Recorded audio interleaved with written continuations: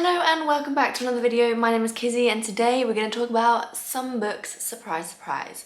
And the book specifically that we're going to talk about, sorry about that, the cat's in the room. The books we're going to talk about specifically today are the Backlist, my Backlist TBR. So today I have 5 books slash series, I think they are all series, that I want to read that are kind of on the backlist of publishers. There's some fluff in the air.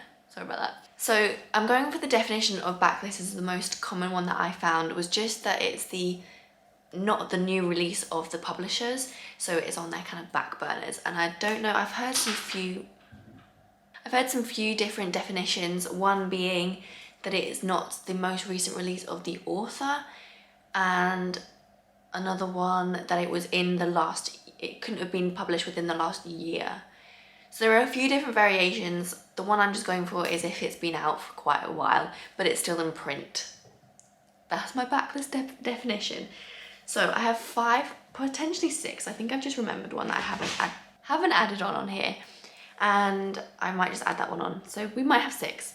But the first one is one that I really do need to read because I think I would enjoy it, and the 4th book in the series has just been released or is being released. I keep seeing it everywhere, and that is The Bone Season by Samantha Shannon. This has been out for such a long time. I'm just going to open it up on Goodreads. Sorry, can you see how badly cracked my phone is? But this is... oh, I didn't know this. Okay, I don't know much about it. I know it's got like... what's it called? Stuff with ghosts, I think. Is that right? I don't actually know. So this is a book set in the year 2059, so you know, it's coming up.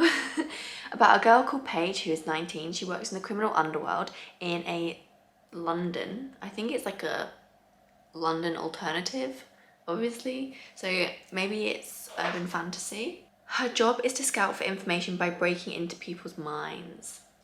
Clairvoyancy, that's what I was talking about, not ghosts. Clairvoyancy. So she's a dream walker, a clairvoyant, and in the world of Scion, which is where this London place is, she commits treason by breathing. Whoops, I've done that. So it sounds interesting, doesn't it? I think I would enjoy it. Loads of people have got 5, like people that I follow on Goodreads have rated it 4 stars, 5 stars. I think it'll be good. I follow Samantha Shannon on Instagram. She's very active and she constantly is promoting like new books and things like that. So she's always really good to get like new recommendations of new releases and stuff like that. And I did go and see her when a priory of the... sorry, my cat's eating my plant and he is the plant eater. He is the gremlin of the household. And he eats my plants all the time. They've got so many bite marks in them. Go be adventurous, but don't go over there. He's getting so big now, he just jumps on everything, so there's nowhere to hide anything anymore. But yes, clairvoyancy in London. It sounds very interesting. I did see Samantha Shannon, that's what I was saying. I saw her when she did a book signing for The Priory of the Orange Tree, and she came across really well. Like, I really enjoyed what she talked about and everything that she was saying. I wasn't as blown away by Priory of the Orange Tree as a lot of people seem to be. I don't know what it was. I think I just felt it a little bit slow, perhaps, but I did enjoy it and I do like her writing style. So I think I'll maybe like a series of hers more than I would the one epic, because obviously, I don't know. I think I would prefer her series. So I'm going to try it. I don't read a lot of urban fantasy, so it'll be very interesting to kind of see what that's like. And everyone keeps raving about it. Like one of my favourite, like A Frolic Through Fiction, I think is one of her favourite series. And I really like the books that she recommends most of the time. So I feel like I will enjoy it. And then and then moving on, we have number 2, which is the Hazelwood. And this is another series by Melissa Albert. And this is another kind of fairy tale vibe book. If you watch my last video, which was talking about 2021 releases, basically everything that I want to read at the moment is fairy tale or mythology retelling or anything like that. So I'm very up in that vibe at the moment. But this has a beautiful cover, and I don't know why I didn't pick it up. Like, I went to pick it up loads of times. It just was never like a big priority of mine. I feel like I would like it. I think I would. So this is kind of like a portal fantasy, I think, from like a quick reading of the blurb, where 17-year-old Alice and her mother have spent most of her life on the road, always a step ahead of the uncanny bad luck that bites at their heels. When Alice's grandmother, the reclusive author of a cult classic book of pitch dark fairy tales, told you it was fairy tale vibes, dies alone on her estate, the Hazelwood, Alice learns how bad her luck can really get. Her mother is stolen away by the figure who claims to be from Hinterland, the cruel supernatural world in her grandmother's stories. And Alice's only lead is the message her mother left behind, which is stay away from the Hazelwood. Alice has long stayed clear of her grandmother's cultish fans, but now she has no choice but to ally with classmate Ellery Finch, a Hinterland superfan, who may have his own reasons for wanting to help her. To retrieve her mother, Alice must venture first into the Hazelwood, then into the world where her grandmother's tales began, and where she might find out how her own story went so wrong. So that is nothing how I thought it was going to be. That's why I like reading the blurbs when I'm in the middle of the video, because then you can see my reaction. That's not how I thought it'd be. I thought it would be like set in the woods, kind of like a, I don't know, Red Riding Hood retelling or something like that. Not like a Portal kind of fantasy, which is quite cool because I quite like that. I don't read many of them either. Like I normally read more epic fantasy where it's in the fantasy world. The fantasy world is the real world within the story. You know, you don't really have our kind of perspective from it, like living in this world. I point out the window as if you can see the world outside my window, but you can't. Again, this has got 4 stars, 4 stars, 4 stars, 5 stars, 3 stars from people that I follow. So hopefully I would like it. But I think that sounds quite good. And there's a second book in this series, and the covers again are beautiful. Ooh, there's a chapter sampler. Maybe I should try that. I never think to look for those kind of things. So yeah, that's the next one. That sounds pretty good as well. These are basically my TBR for next year. This is, instead of doing like a 2021 TBR, this is gonna be my TBR because I'm gonna read older books, I think. Because I get really caught up on reading like present releases. I miss reading like series all in one go. I used to do that loads when I was younger. Like I'd literally get so into a series, I just have to marathon the books one after the other. And I haven't done that in a long time because I just read the series, and then by the time it gets to the next series, like a year or 2 years later, I'm not quite as excited for it as I was when I obviously finished it. So I don't know, I kind of want to get back into that old mindset. So the next one we've got is kind of similar vibes, I think. A Curse So Dark and Lonely by Bridget Kemmerer. And this is, I think this is maybe more what I was thinking about, like the fairy tale retelling kind of thing. So it is Fall in Love, Break the Curse. Cursed by a powerful enchantress to repeat the autumn of his 18th year, Prince Ren, the heir of Emberfall, thought he could be saved easily if a girl fell for him. But that was before he turned into a vicious beast, hell-bent on destruction. Before he destroyed his castle, his family, and every last shred of hope. Nothing has ever been easy for Harper. With her father long gone and her mother dying, her brother constantly underestimating her because of her cerebral palsy, Harper learned to be tough enough to survive. When she tries to save a stranger on the streets of Washington, D.C., she is pulled into a magical world. Another Portal fantasy. How thematic. And I think this is like a Beauty and the Beast retelling. Just getting some vibes. Break the curse, save the kingdom. Harper doesn't know where she is or what to believe. A prince, a curse, a monster. As she spends time with Ren and the Enchanted Land, she begins to understand what's at stake.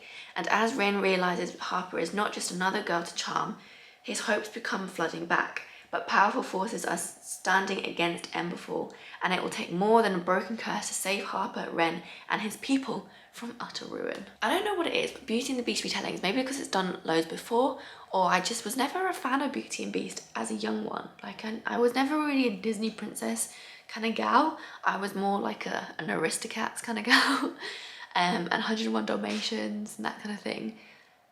But I never really gravitate towards Beauty and the Beast retellings. Like, I know for a lot of people that sells them on a book.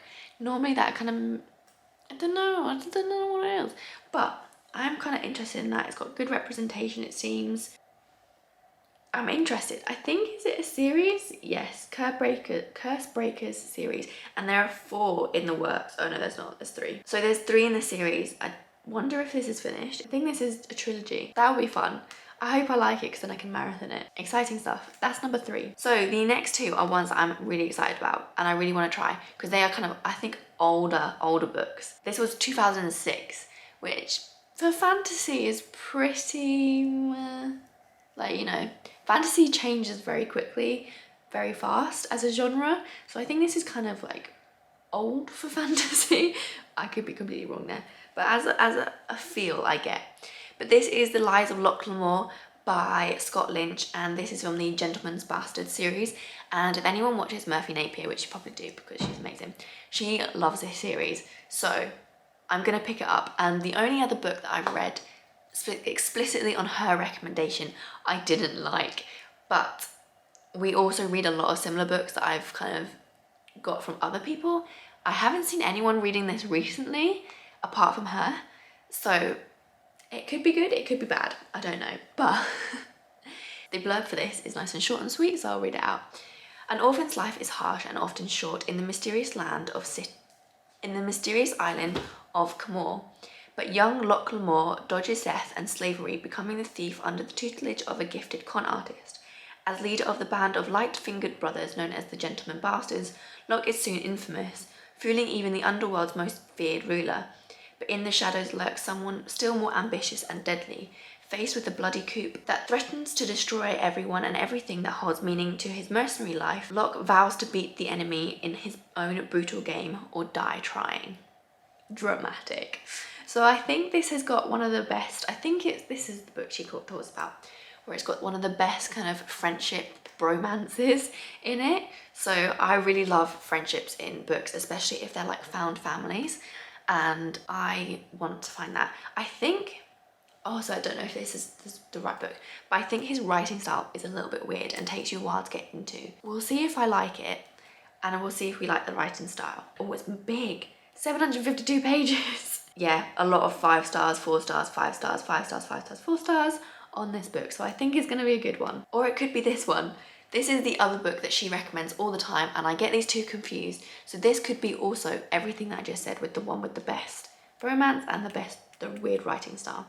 But this is Joe Abercrombie's The Blade Itself, which is again another series. This was also done in 2006, published in 2006. I think this is the found family, just looking at the little descriptions. So we've got Logan Ninefingers, Noble Captain Jezal Dan Luther, Inquisitor Jlotka, and the wizard Bayaz, and murderous conspiracies rise to the surface. Old scores are ready to be settled, and the line between hero and villain is sharp enough to draw blood.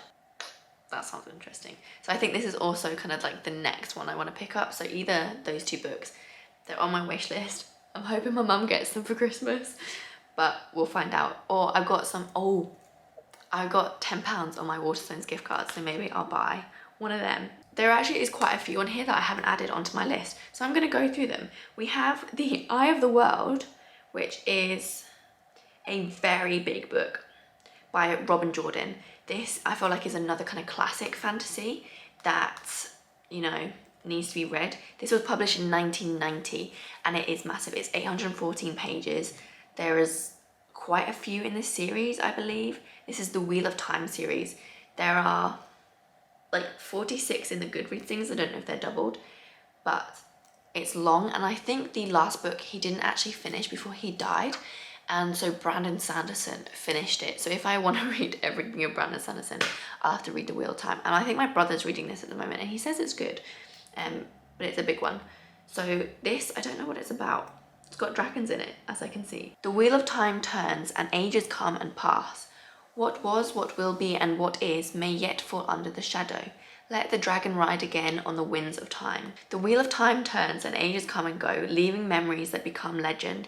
Legend fades to myth, and even myth is long forgotten when the age that gave it birth returns. In the third age, an age of prophecy, the world of time themselves hang in the balance. What was, what will be, and what is may yet fall under the shadow. When the Two Rivers is attacked by Troloscus' savage tribes of half-men, half-beasts, 5 villagers flee the night into the world they barely imagined, with new dangers waiting in the shadows and in the light. That was quite a confusing little paragraph. We ran out of battery, sorry about that. We're going to continue. We're now on charge. So I think that was quite a confusing little paragraph. So I feel like it might be a confusing book, but there's plenty of them to explain themselves, so that's a big commitment, I think, to start this series. It's kind of like, I probably will want to finish Brandon Sanderson's The Way of the Kings first, even though obviously there's only 4 books in that series so far, but they're all quite big, so I think it's going to take me a while. So that's probably the big series I'm going to tackle before, as I've already started it as well, and I'm loving it, so that's probably where I'm going to go. And then this will be the next hefty boy that I tackle. So that was the other one on this. And then, now I don't really know what one of hers to start first, but I want to read something by Robin Hobb because it sounds good. And I know that Becca in the Books is doing a read along, but I'm really far behind because I didn't realise it was a thing until like they were like nearly finished the first series, and now they're doing other series. So I don't know, but I think the first book in her series is The Assassin's Apprentice by Robin Hobb. And this was published in 1995, so it's another quite old one. This is definitely Backlist. And this has another little blurb, so I'll read that out for you. So, in a faraway land where members of the royal family are named for the virtues they embody, one young boy will become a walking enigma. Born on the wrong side of the sheets, Fitz, son of chivalry Farseer, is a royal bastard, cast out into the world friendless and lonely. Only his magical link with animals, the old art known as the wit, gives him solace and companionship. But the wit, if used too often, is a perilous magic and one abhorred by the nobility. So when Fitz is finally adopted into the royal household, he must give up his old ways and embrace a new life of weaponry, scribing courtly manners, and how to kill a man secretly as he trains to become a royal assassin. That sounds actually quite good. I'm quite excited about that. I'm adding that to the want to read. And I'm going to add that to my wish list later on because that is very fun, very exciting. So I think I'm going to stop there because that's 7 now and it was meant to be 5. So those are 7 books that I want to read in 2021 that are on my backlist, or 7 series that I want to start in 2021. 7 series seems like quite a lot, but it'll be fine. We're going to have a great reading year next year. If you enjoyed this video, please give it a like. If you would like to see more videos, I'm going to be posting every Tuesday and Friday for the next 2 months or so, and then reassess how it's going. And please subscribe if you'd like to see those videos. They'll all be kind of to do with the end of the year, best years, best books, worst books, most surprising books, all that kind of stuff will be coming up in the next few weeks. So make sure to subscribe and click the little bell thing, if that's still a thing, I don't know, and get a little notification for when I post a video. But apart from that, I hope you have a lovely day. Thank you again for watching, and I'll see you in the next video.